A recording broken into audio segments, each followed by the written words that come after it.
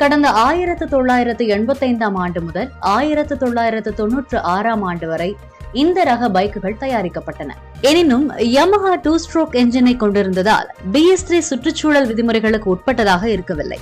இதனால் BS3 விதிமுறைகளுக்கு உட்பட்டு புதிய RX100 மோட்டார் சைக்கிள் தயாரிக்கப்பட உள்ளது. பழைய RX100 மாடலுக்கு ஈடு செய்யும் விதத்தில் இந்த பைக் தயாரிக்கப்படும் என்று Yamaha நிறுவனத்தின் தலைவர் ஏஷியன் சிஹானா தெரிவித்துள்ளார்.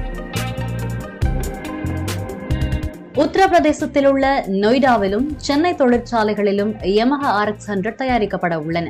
வரும் 2026 ஆண்டு Yamahaவும் சந்தைக்கு வரும் பட்சத்தில் ராயல் என்ஃபீல்ட் எஸ்டி போன்ற நாஸ்டாலஜி பைக்குகளின் ரகத்தில் சேரும். மேலும் 1990களில் இந்திய சாலைகளை ஆக்கிரமித்திருந்த சுசுகியின் சமுராய் மற்றும் ஹோண்டா நிறுவனத்தில் CT100 ரக பைக்குகளும் மீண்டும் சந்தைக்கு வர வித்திடக்கூடும்.